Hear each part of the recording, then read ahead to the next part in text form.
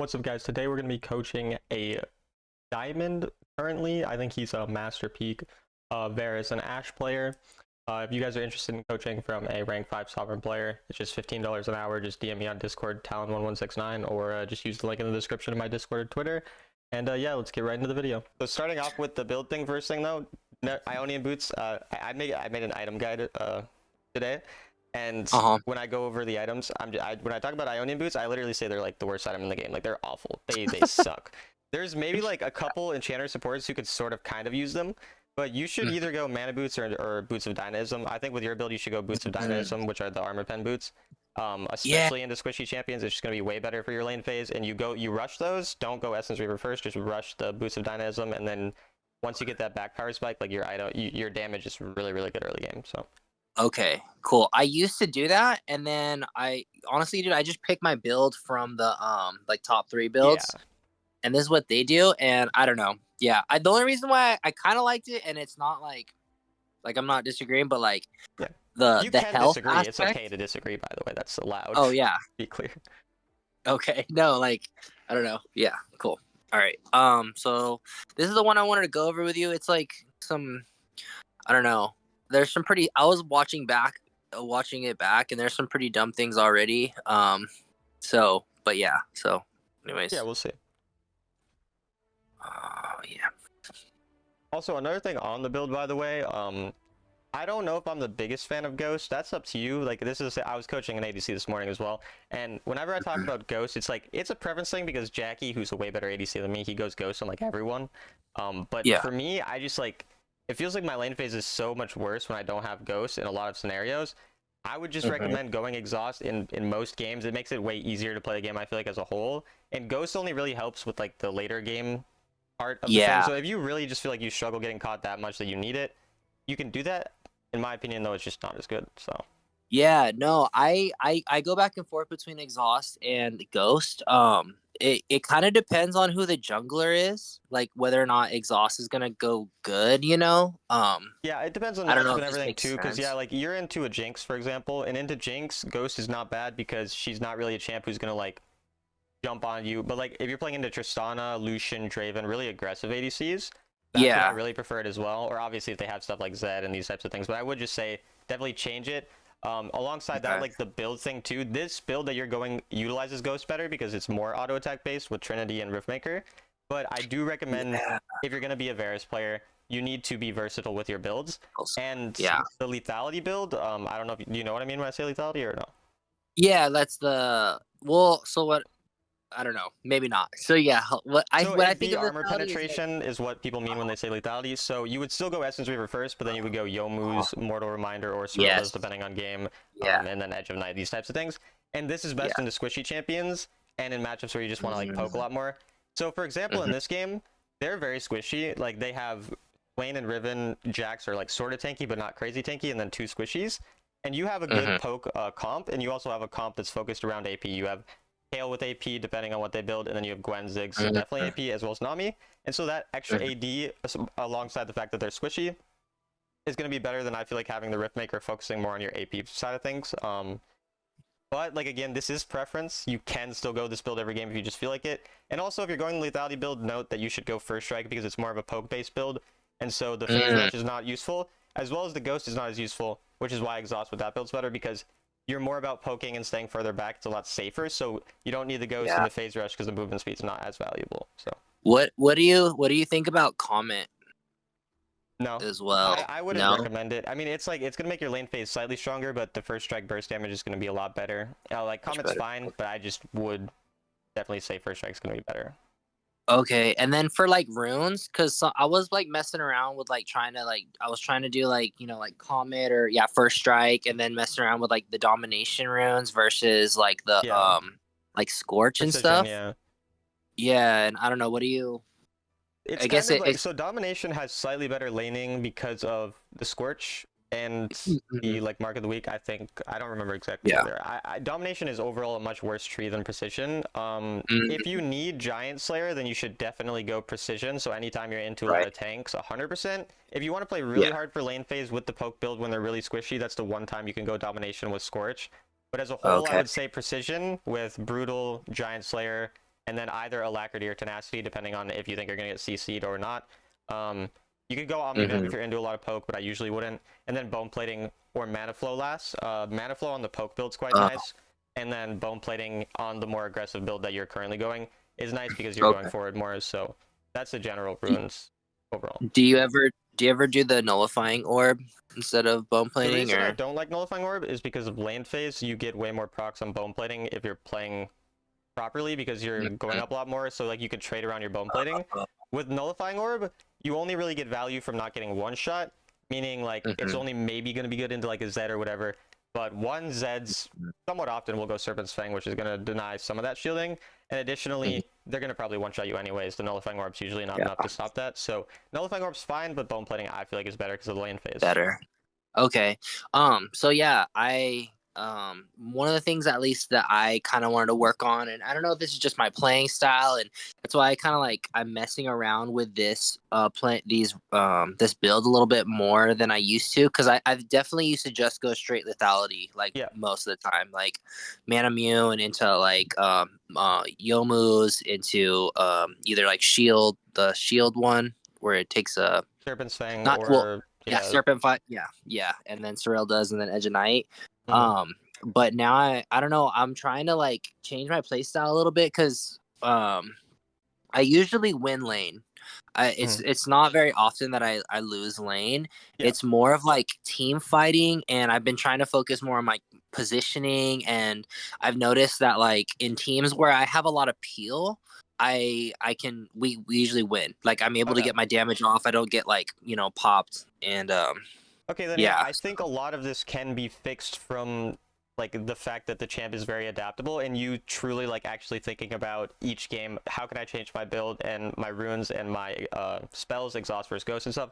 Because for example, in a game like this, again, as we spoke about, you have no peel. You have Nami and maybe a Kayle ult, but like you have no tank, no front line. It's so hard to auto attack without a front line, and you have a Ziggs whose poke is really good with you. Nami is decent poke too. You have a lot of poke, so if you play hard into this identity, you don't have to worry about these later game team fights being like as dangerous, because you don't need to walk forward because you're the poke build again.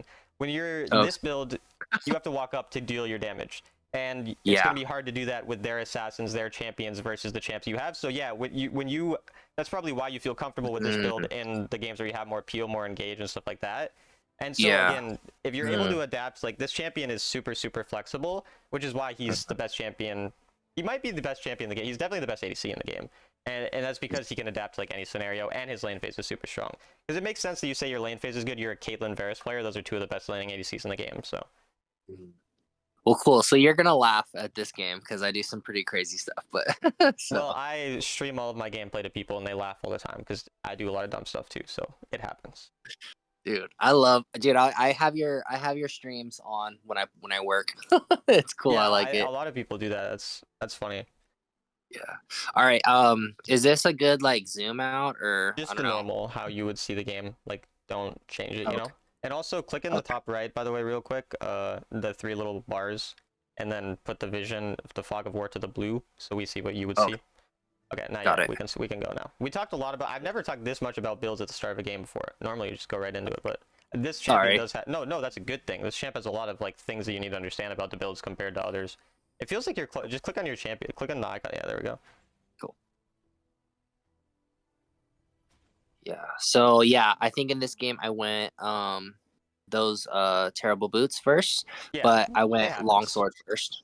And when I say terrible, it's like they're still fine. Like it's not gonna like you're not gonna lose that many more games because you don't have different boots. It's usually not the end of the world. And then you could have taken an extra auto there just because you have bone plating, and like trading really heavily around your bone plating there is one good thing to do. It's not like a huge thing. And then also your support went up, and then you didn't go up, and then your support started backing off because they took damage, and then you walked up. So basically, each of you took 2 autos focused on you while only getting 1 auto off. And then, so basically they got 4 autos, you got 2 autos because of the fact that you guys weren't on a horizontal line together. And so that's like the main thing that a lot of people struggle with when they're playing with the ranged support. They're not paying attention to their support's positioning for when they walk up, you know. So yeah. Oh, this And again, is. your teammate is really, being a little bitch here. And unfortunately, when he does that, you have to also be a little bitch because you kind of just have to listen to what your support does. And so, like, when he was walking so far back up and then you walked up to get hit by that CC, like, Yeah. again, he should be up. But because he's not, we have to react to that and just stay a bit further back. And your champion is fine with that because you have a lot of, like, range to farm. So it's not actually going to be a huge problem. You're still going to get the CS and everything. So. Mm-hmm. And then you also use your Q on the minion wave. Instead of trying to hit them as well. I don't know, maybe you just missed, but it looked like you were just trying to hit the wave, and just make sure you're trying to always hit a person as well. Okay. Yeah, sometimes I do use it to farm a lot. And that's fine to use it to farm. It's just you try to position yourself in a way where you can hit the minion and hit a person. Like, you can just change your trajectory a little bit, and then that will be effective. Also, we have a very passive jungler, and they have a very active jungler early game. Riven's very good at ganking, very strong early. And Gwen is very weak early, very bad at ganking, and she's obviously pathing away from us. So generally speaking, when the wave is like this, we want to insta-push it so that it comes back to the middle. Because right now, it's going to get in a spot where it'll start pushing towards them, and you're going to be stuck near their tower. And you don't want that in this type of matchup because of the jungle positioning. So you would rather get this wave pushed really quick with your abilities, and then have it reset, because obviously, and then since they're hard pushing it, you could react to the fact that they suck at the game, and then just be like, okay, now I can just let it come push into me because they started pushing it way too hard. Like, you see how they should have been freezing here and waiting for you to walk up, and since they didn't do that, it's fine. But again, even you hitting this wave, for example, is not doing much because we don't really know where their jungler is, and it's getting it pushed a bit too hard, when we'd rather just be playing a bit safer. Again, you're even going up for autos here when our jungler is not pathing towards us once again. Additionally, their jungler, most junglers go red to blue. So since our jungler started red side, we're going to assume theirs started red side, meaning whenever ours is on top side, we think theirs is bot side because of how the pathing is going to typically work. So. Oh, cool. It was lagging a little bit. I think it's fine now. But. Oh, okay. But yeah, just generally trading based around the jungle pathing is important. Is the best. Yeah, I remember you had said that, start trading more when, Gwen's here now, so, now would be a good time to trade. Yeah, except for the fact that, because of the fact that we traded so aggressively, we have low mana, and Nami obviously had low mana at the back, so because we did that for trading, we're now not in a really great position to even go up at this point, even though our jungler is here, so. But yeah, generally speaking, that is correct. That's what we'd want to try to do. And I don't do it a lot. A lot of times I make this mistake. It's a very common mistake that a lot of people make trading even when they shouldn't be, but it is good that we go up here, obviously. I would like to see you try to ult and then flash. It's just a little quicker, but it's you're going to mess it up sometimes. But in the long run, being able to do that is going to surprise people. They're not going to be able to react with flash, and it's just going to be way more effective for actually killing people, so. Oh, you mean instead of you flashed and then you ulted. Okay, so hit ult and then flash. Yeah. Almost like the Vi, the Q flash thing where you it's the exact same. And the benefit of this as well is, say that you realize you miss it, you can actually flash slightly to the left or right, and it moves your ult. So you're like, oh shit, I misclicked this. Well, you could flash to the left a little bit, and then it'll actually be able to hit them. You know what I mean? So it actually helps with the aim as well. Oh. If you want a specific example, I'll share my screen after and show you if it doesn't make sense, but if it does, yeah. Yeah, no, that would be cool, because sometimes and I don't know if it's how the game operates, but with the ult, is it auto aim, or if you do that, you know what I mean? Does it, because sometimes I've had a kill, you know what I mean? I knew I was gonna kill this guy and it just whiffed it. The freaking sometimes I just hit auto and it nails the champion, and sometimes I when you're not typically gonna want to auto aim your ultimate unless you have them target locked already, or else it's kind of funky sometimes. Generally speaking, I'd prefer, especially when you're ult flashing, you're gonna want to aim your ult because you're gonna see where it's going, and it makes the flashing part easier.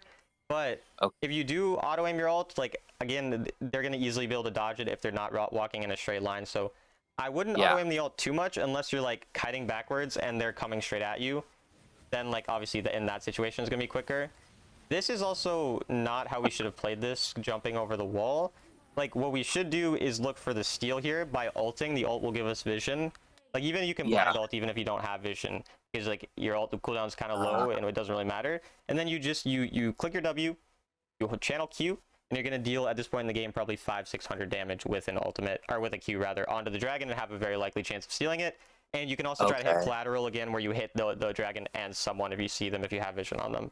But you jumped over when obviously your team didn't, and this is, again, this type of team comp is purely focused around poking. We can't really ever engage. So your only real time that you're going to be using your ultimate is either for self peel when someone jumps on you, or when you think you can like actually full kill someone. Okay. Yeah, I don't know what I thought that the Gwen, I didn't really know. I've never really played with the Gwen jungle. And so I kind of thought one of her abilities was to like go over walls. And She so can I was dash like, over walls, but you would deal a very similar amount of damage over the wall as you would if you went like if you were behind the wall. It's not going to change your damage too much. Obviously you're going to get a few extra autos off, but the overall value in that play, when they have so many people over the wall and we only had the Gwen and one person like behind the wall, is just going to be trying to play for the steal. And then additionally, you obviously walked up here kind of for no real reason going for the plates.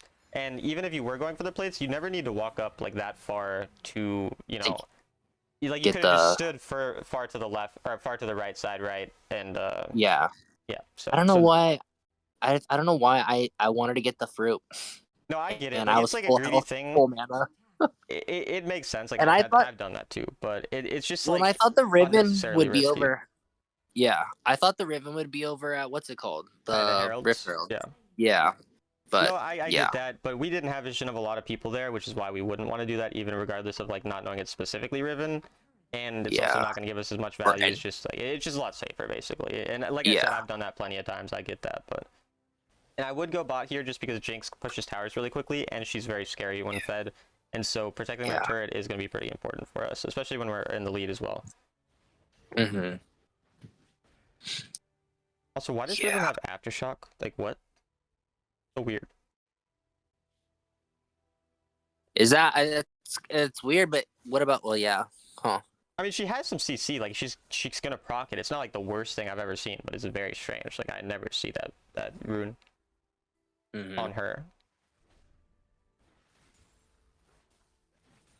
And I think that they just backed, and the reason we would think they just backed is because they were on our turret, and so oftentimes after they're taking plates, they're gonna recall. And when they recall like this, or when we think they've recalled, it means that we have time to take a plate. So you could have walked up a bit more aggro and ended up going for the plates there. Now, obviously, they showed up, and so we would have just backed off after we saw them. But like this is a general understanding, which is like we often refer to as like tempo. And basically it means like the enemy and us, we both have turns, basically based on... It's all good. Like the mechanics part of it, it is what it is. But like basically we have turns based on whether or not we've recalled, so that we have certain item spikes or our health bars and mana and stuff like that. And playing around this when the enemy greeds is a great way to get advantages. And the reason I'm not really talking about the specific thing is because it was kind of like a silly mistake. It's not really one to talk about too much. It's just, you know, you went up a little bit too far. Your Nami has 7 kills. What is going on? But yeah, dude. That's crazy. But these silly mistakes like this, like I've seen a couple of them now at this point in the game, you kind of just walk up again without really awareness of your teammates' positioning or what can kill you. So I would just say like a very simple thing to keep in your mind every time that you walk back to lane or you're getting ready for a team fight is think about what spells can actually kill you and what can't. So we've died 2 or 3 times this game to Swain's pullback ability. And so we need to at this point be like, okay, we need to wait for that ability to be out before we actually walk up to auto. If he has not used that ability, don't walk forward, just poke and farm. And then when that ability is out, in the 2v2, now we can start taking trades because there's nothing else that can really damage us. It's lagging again a little bit. I think it should be fine. It seems to like recover after a little bit. And then going into the team fights, we want to have the same mindset, except we're thinking about what other spells. And the spells in this game would be Jax jumping on us and stunning us, Riven jumping on us and stunning us, and then again that Swain ability. And the Syndra could sort of, but that's not like a high priority target. And so we're going to think about those 3 people as the potential spells that we need to keep track of. And so say that one of those spells are used, well now you have your flash and maybe you have a QSS later in the game. So now one of those 3 spells are used, you have something for the other 2. You have a flash for one and you have a QSS for the other. So thinking about the specific spells and things like that that you can use to avoid the things that can actually danger you will give you a better timing and understanding of when you can walk forward instead of kind of just walking forward when we sort of feel like it. Yeah. And then again, keeping track of where our teammates are, because there has been multiple times where you've walked up when your Nami is trying to play more back, and So we need to be more aware of what our support's trying to do. Because ADC is the most reactive role, and unfortunately, you have to kind of just be at the will of your teammates a lot of the times. You can't really make plays. You can sometimes, but generally speaking, you can't make a lot of plays. And so it's about taking the opportunities when they're given to you rather than trying to create them yourself compared to other roles. So you need to pay a lot more attention to your teammates' body language and how they're kind of playing the game and respond to that. And also, if you have questions or I'm talking too much, just stop me and I can obviously explain more stuff because I talk fast a lot. So yeah, no, it's I'm here to learn, and that's why I was super stoked to do this because and I mean you can obviously always go back and watch the video as long as the lag isn't too bad. It's been fine so far, but as long as it's not too bad, I'll upload the video and then you can obviously go back and watch that, and then we'll write down the specific notes that are more like general and more things we can do every game, and then like the smaller things you can just go back and watch. Another thing, again, we walk up when we don't have turret, when we don't know where enemy are, and we don't really it's just not a really great time to walk forward. We can just be a bit safer there. It's not the end of the world because the death doesn't mean too much because there's no real objective up, so I don't hate the death, but again, we didn't really have a ton of awareness of where anyone was and we still decided to walk forward, so. Yeah. Just risky. It's like risk management kind of like I said, I mean, these are the best times to take risks is when there's not really a big objective up, and obviously now the Baron's up and our team does throw, so it's a little unfortunate, but at this point we're just going to pop the vision and look for a possible steal. Like, you should have popped the vision there to get a little bit of vision on them as you walk forward, and then your champ is really good at stealing, so like walking forward here and trying to do something and pinging your team on it. It looks like you decided to just go mid, which because your team won't really walk forward isn't the worst thing ever, but obviously Jax is able to come and catch us, so now we have to waste our flash and everything. I would have rather walked with my team and tried to check if they're on Baron, because I'm pretty sure they're on Baron, but I can't really tell because this Jax is being weird. But at this point, since you decided this, you're going to kind of just have to go bot and commit to this.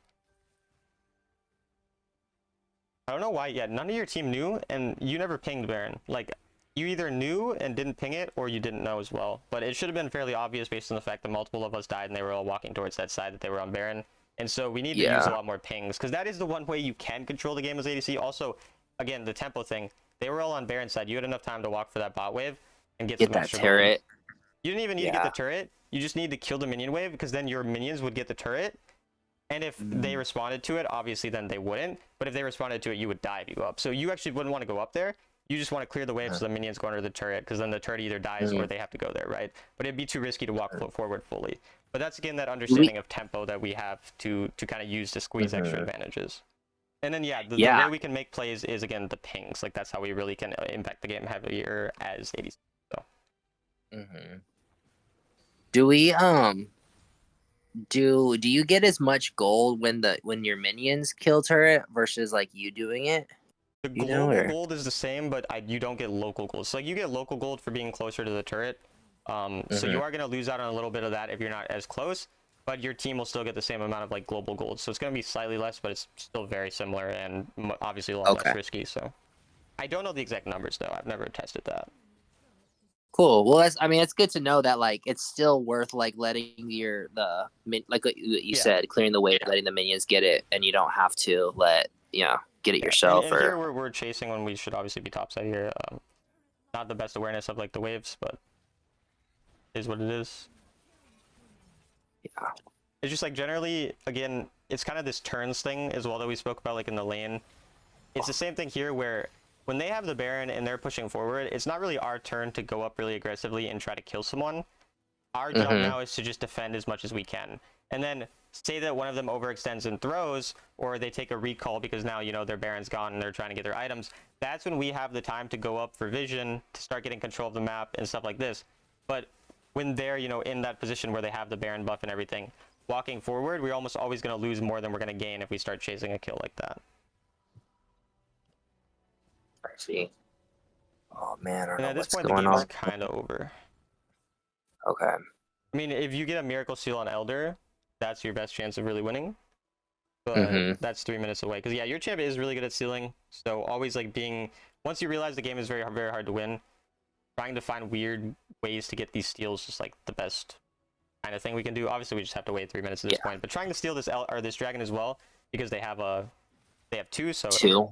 Yeah, it is good to try to deny that, and ideally let one of your other teammates be mid, but, Hail Mary, basically, kind of. Yeah. But like I said, it's kind of unwinnable. I mean, it's not unwinnable. They're only up 3k, but based on how the game has gone, it's very hard. Another timing, again, the tempo thing. You should be bot right now. Jax just recalled. They obviously just got the dragon and want to recall. That gives us a time to push out the wave so that we're relieving pressure once again. Because say that you went and got this next bot wave here, the Jax is not going to be pressuring that turret as hard because it's going to be a lot further. But now Jax can come right back to this wave, pressure our bot turret as they go for Baron, and then we lose Baron. So the understanding of tempo is one of the biggest things as well that we've had 3 or 4 times where we could just get an extra wave or 2 and also keep the wave push better.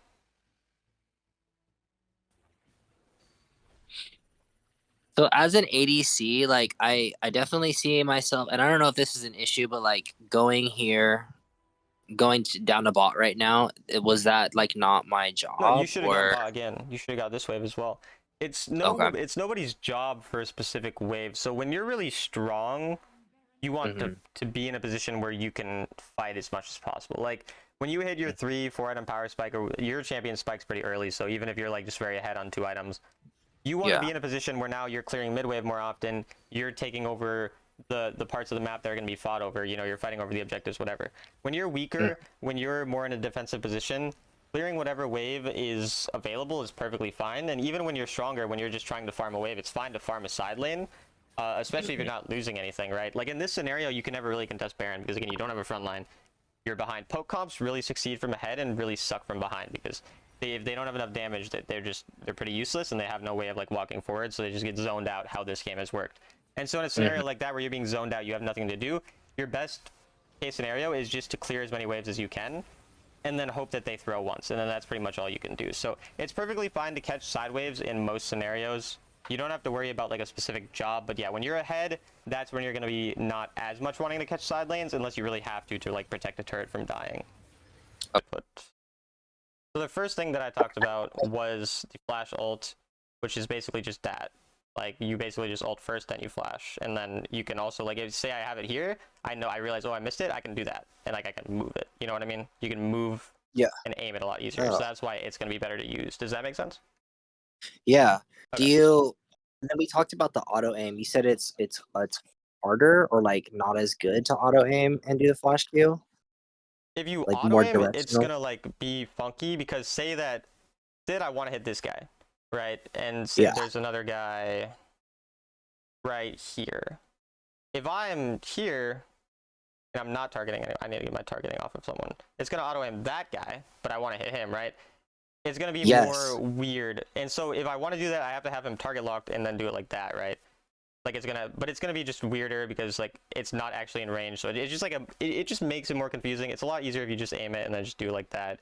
And I don't know how you always use your flashes, that's up to you, but generally I tap my flash and I move in the direction I want to flash. So like if you look closely, I'm tapping my flash there. That's why it's so quick. I'm not dragging my flash. I'm tapping my flash. So you can just hit tap and then I'll show you the setting to turn on to do that. There's a setting where you basically dash in movement direction, I think is what it's called. I'll find that for you. Additionally, I'm going to show you quickly. Look at this. Look at my ults. You know how the stacks work, right? Like at the indicators, you can see the balls. Yeah. Okay, so look, I pop a stack. You see how another one spawns still with my ult? So your notion of ulting and then using a third ability, you're still going to get the same amount of stacks popped. So it's fine to use abilities earlier. Now, generally, you're still not going to use abilities earlier because what you're realistically going to do in most fights where you get an ult off, because oftentimes ult is what you do first. Not always, oftentimes it is though. And when you ult someone first, you're going to W, walk backwards, channel it, and then you're safe and you're getting a ton of poke damage. That's going to be a lot of poke damage. And then now you're waiting for your next spell rotation, you're waiting for your Q to come back up, that type of thing. Now your teammate's probably going in, you're getting another Q off. And then when you're walking up for autos, is not at the start of the fight like you're doing, it's in the later parts of the fight when the fight is broken out, when spells are out, these spells that we've kept track of, you know, say, Tristana jump or whatever, Riven stuns. When these spells are out, that's when we walk forward instead of walking forward early in the fight like you do. So again, your chip's very safe, has a lot of poke. You're using that poke to make the fight easier, and then again, later on is when we're actually going to use our ghost, use those spells. You're doing it a bit too impatiently. Does that make sense? Got it. Yeah. And then lastly, the like ultimate damage combo, if say you're just into a tank who's just letting you auto them, you're going to auto, probably activate your W here. Ult to pop the stacks, walk backwards as your W is active, hit another 3 stacks, so that way you pop 6 total stacks, and then obviously you'll just damage them a little bit more E, like that type of thing. Does that make sense? Dude, I didn't know that the ult pops stacks. Yeah, it does. So. Oh, wow. Okay. Yeah. Any other questions or things you want to see me do? So when you really, I'm still a little bit unclear, but when you hit I understand when you hit the ult, then you know, use your W and your Q backing away. Yeah. You don't do auto E, right? So Right away. the reason you're not going to do auto E is not because of a lack of like, it's not because of it's not optimal damage. It's because generally speaking, you're not going to have enough time to do all that. Like it's going to be pretty dangerous. So the reason you're doing this is a lot safer, and it's still going to be a realistically like a similar amount of damage. Whereas say that you did ult first, you E'd to pop them first, then you auto again, and then you walk back and do this. One, you're only popping 2 stacks with your WQ, which is not as valuable. Your E only popped 1 stack because only 1 stack was able to build up. And if you're right there any longer, you're just going to die. So like generally, it's just not going to be as good. The way you're going to use your E is when people are running away, oftentimes after, like say you've done this, right? Maybe they run forward a little bit, maybe they run backwards, whatever. Your E is going to allow you to slow someone. Your teammates often can follow up on that slow, or you can stop their healing, these types of things. And then that's your time to kind of wait for your spell rotations to come back up. So now your Q is going to be coming back up soon. They're going to be slowed running away. You're going to be able to start autoing. Maybe you can, you know, Q them as you're chasing them down, that type of thing. Okay. Yeah, I don't know if I'm so like in that game we were watching, there was a lot of times where I could auto or I could ult the Garen, but I've always like I didn't like ulting people that I didn't think I could kill, and I don't know if I've like trying to play Varus No, almost so like Assassin. ult Where it's whoever's like, ultable, because your ult is okay, short range, and it obviously like it spreads, right? So either yeah, so think about it this way: either they're close enough where it spreads, that's good, or they're not close enough where it spreads, and now you just singled out one person who dies for free because everyone's too far away. So either way, it's going to be valuable for that reason. Additionally, killing tanks is like what you want to do first as Varus oftentimes. You're a really good tank killer. Your second ability with your stacks, it's a lot of damage. So focusing these tanks with your ult doesn't have to necessarily kill them, because the way to take a tank out of the fight is to make them really low HP. So like even if he doesn't die, if he's low, now he backs off the fight. Again, you're just basically you're just playing too aggro is like the simple way to put it. You can play more to just hit the person in front of you, play safer, and then also being more creative with your snipes. Like for example, when I used to grind Varus, I would like sometimes I'd ult someone, but I'm looking like all the way over here, and sometimes I notice someone's 1 HP in the back there, and like even though this guy's in front of me, it's a Garen, I'm not that scared. I'm looking to Q him. Like my eyes are here, and then this Garen, he's ulted, he's fine. Like I'm not worried about him. My team's near me anyways, and I'm only hitting that Garen if I have nothing else to do. But I'm also paying attention. You know, is there a Ziggs that's low back there? Is someone else back there? And then I'm having my W activated then, because if they're like half health, I can almost one-shot them with a fully stacked Q with Essence Reaver. And if you're going this lethality build into those squishier comps, you're definitely going to one-shot them. So cool. Dang, that's sick. That's dirty. That's cool. Thank you, man. Yeah, so we can go into the notes now, unless you have any other questions. Yeah. Okay. And I'll include this part in the video as well. So just the live gameplay is the only part that won't be in like the video. All right, so Varus. So we'll write out a lot of things, and also like have you obviously watch back the video. So I'm just gonna start thinking about things, and if you think about something we spoke about that you want me to write down, just let me know. Yeah. First thing, do you want me to write down the build stuff, or do you want to just watch the start of the video to remember that stuff? It's up to you, but I think I kind of got the gist of it. Okay. That like, yeah. Then we don't need to do that. Yeah. Secondly, in lane phase, generally just play more on a horizontal line. Do you know what I mean when I say horizontal line with our support? Okay, so again, just reacting more to what our support does. Secondly, and again, you kind of knew this, like you said, you've seen my videos where I say this, trading more around jungle pathing, because again, we had some situations where we didn't do this, and we took aggressive trades, and then our Gwen came at level 5, which is her best time to gank, and we were too low mana and backing off to not really be able to do that. Additionally, just be more reactive to your support's style, basically. Like the way that they're playing, you have to follow up. You know, when they're going aggro, when they're trying to do something, you have to follow up. When they're recalling, doing other stuff, you have to pay attention. Again, stop me if anything you have questions or you want me to explain anything deeper, but yeah. The next thing, I'm just gonna write play more around tempo, and then to elaborate a little bit, basically, if enemy overstay with item disadvantage and low health / mana, we can play more aggro. So I think it was actually in the live game. You got that back for the boots, like I told you to, and then you saw how the Ezreal overstayed with really low mana, right? And then we went aggro, and the Gragas is in the bush, and we don't get anything. But you at first were really hesitant, like you weren't doing that until I was like, kind of telling you to do it. And yeah, when a jungler ends up lane ganking us like that, the first thing is if we have vision in a certain place, we can play around like that vision. But even if he's going to gank us like that, that's fine because we're playing around the likelihood, like we're increasing the likelihood of it working. It's not going to mean it's going to work every time. But because he had low mana, he wasn't even able to kill us anyways, right? And then in a general sense, since they're low mana, they have not great items. Since we have the item back advantage, we need to be playing really aggressive around tempo in those types of situations, right? So does that make sense? Yeah. Cool. All right, next. And then and vice versa, when they have item advantage, like obviously kind of giving a little bit more. So when they have item advantage, try to clear wave quick to recall and respect the enemy by playing safer, basically. All right. Okay, so the general thing about just the team fights, if ulting at start of fights, recall, or not recall, back up, click W, and channel Q. You know what I mean? Like, this all makes sense? Okay.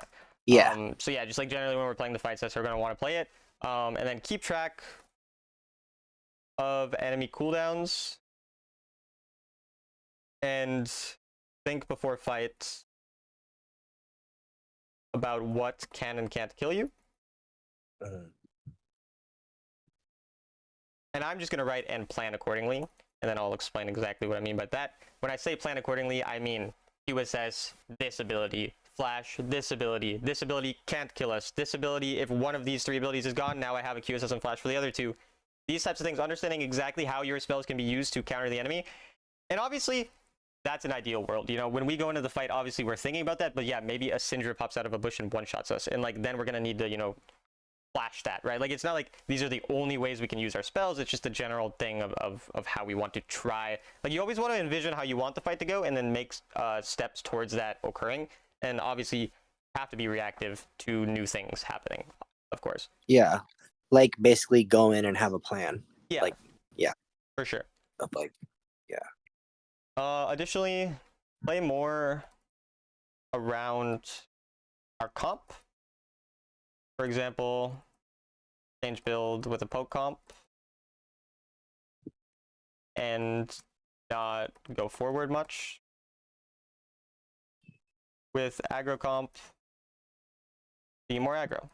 Because again, the first game we had the poke comp and we were still trying to go really far up and auto a lot, and then in the second game we had the engage and your teammates made some engages and then you weren't in a position to follow up because you weren't looking for the fact that they have a long engage range. For example, Jarvan has a very long engage range, you know, it's like it can cover like pretty much an entire lane, and so you need to be posturing and kind of paying attention to what he's trying to do and looking to follow up on that rather than what you were kind of doing, which was focusing on the wave instead of seeing he goes in, all of a sudden I'm going to follow up on that type of thing. So yeah, dude, some supports are like I don't know, not as straightforward as others, you know, like a Leona like makes a lot of sense, or you know what I mean, Thresh, Nautilus.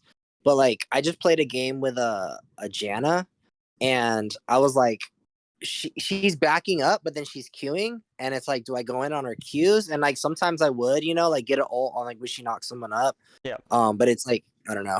Yeah, I mean, Janna is like kind of a champ that just bails you out a lot. Like she's really good peel.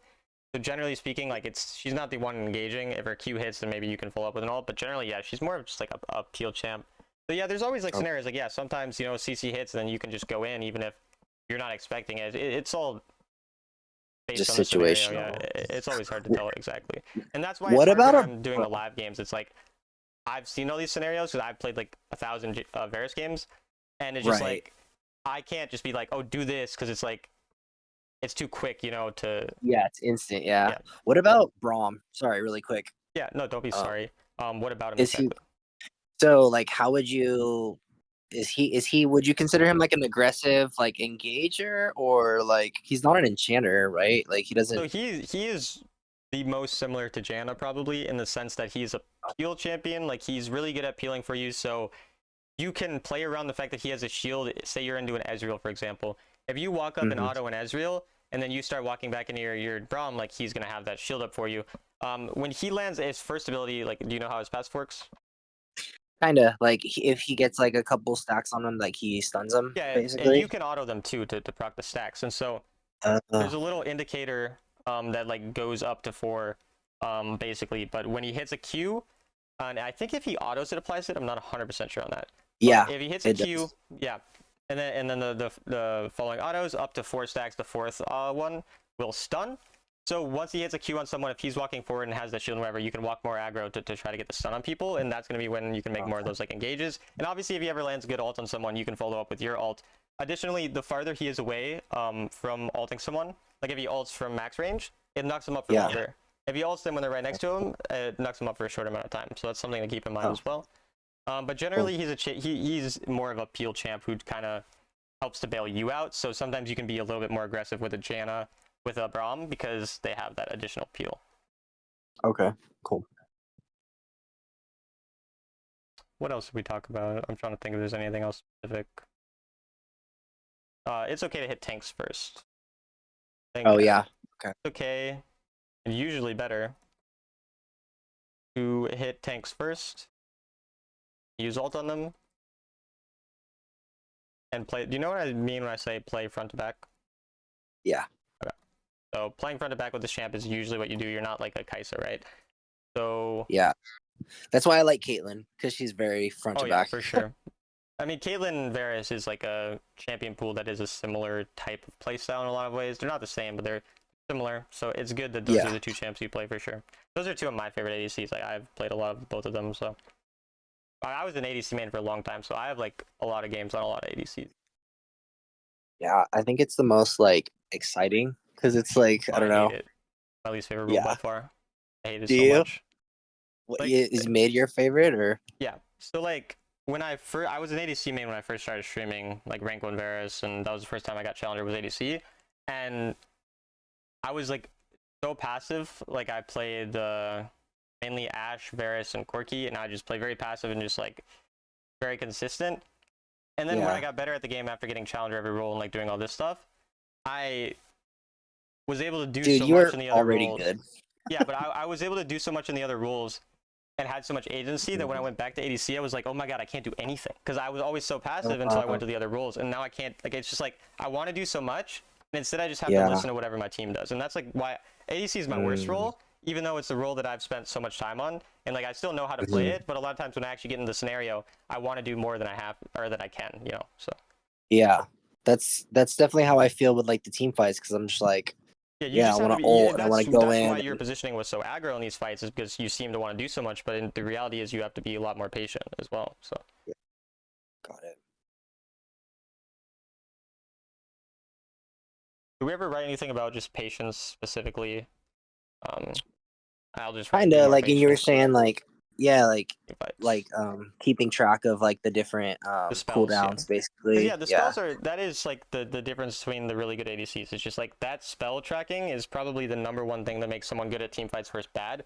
Versus the lane phase is a lot of these other things, like playing around your jungle, playing with your support on a horizontal line, being okay with autoing back when they use their spells in lane, like these types of things. But yeah, that's kind of like, I was always more of like a laning ADC player. I was not really great in team fights, so because I was not great at keeping track of these spells and everything. So yeah, that's well, and I was looking for a gameplay that kind of like exemplified that better, but I usually like stomp lane really hard, and then for some reason like I throw, or I don't know. Well, I I think we think found a lot of the reasons. That's why you throw as well. With the yeah. one, the playing around tempo, you probably overstay even more when you're stronger. And then you don't have the items, and you're like going up for turrets and whatever. Probably when you don't have your spells up, you don't have proper items, whatever. And then again, the aggressiveness in fights, trying to do more than you can, because especially the good thing about I'll write this down as well. And basically, when you're ahead as an ADC, the great thing is everyone's trying to kill you, and you might be saying, why the hell is that great? That's not fun. Because then you don't have to walk forward. They walk at you. They're coming to you. And so you don't have to be crazy aggro, because they're all trying to kill you. Everyone wants to kill you, right? And so when everyone's trying to kill you, you can be more passive. Let them try to kill you. They're going to overextend, and then you kill them, right? And then once those spells are out, then you can continue to carry the fight. But when you're behind, that's when you're okay with going more aggro, with maybe hitting a more aggressive ult on someone, trying to hit that backline and trade your life 1-for-1, or, try to bait out more spells, that type of thing, right? So basically, I'm just going to write play more aggro in team fights when behind, and play safe when ahead, because the enemy will come to you.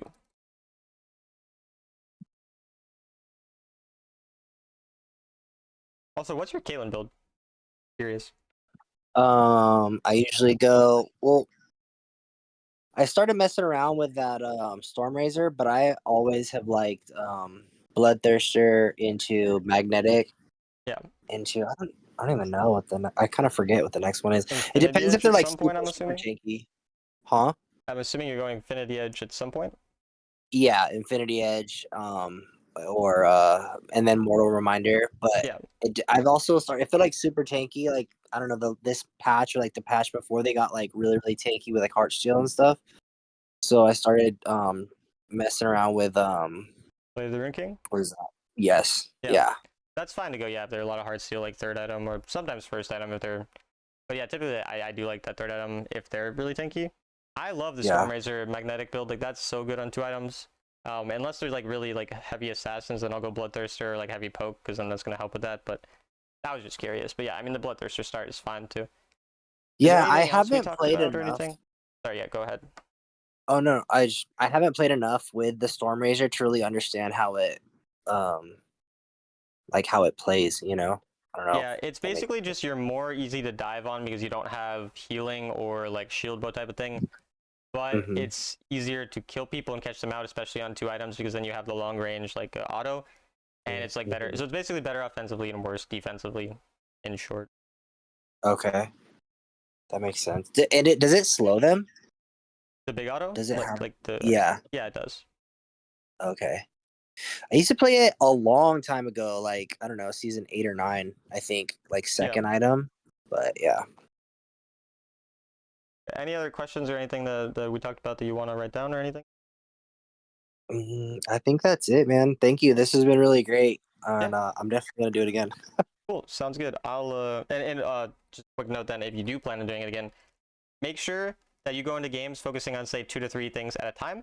I say this in a lot of my coaching videos. Choose 2 to 3 things, 2 to 3 of these things, hopefully applying during different parts of the game. So for example, the laning thing, such as the first tip, but then also like a tempo thing is going to be like sometimes earlier game, but often like later on in the game as well. And finding a couple things to work on during different points of the game, making sure you really master those 2 to 3 things, and then moving on to the next couple parts of the notes. And I don't want you to come back for coaching until you feel like nearly all of these things you at least improved upon. And then once that happens, then we can, move on, right? So yeah, for sure. Okay, so then yeah, I'll just send these to you, and I'll see you later.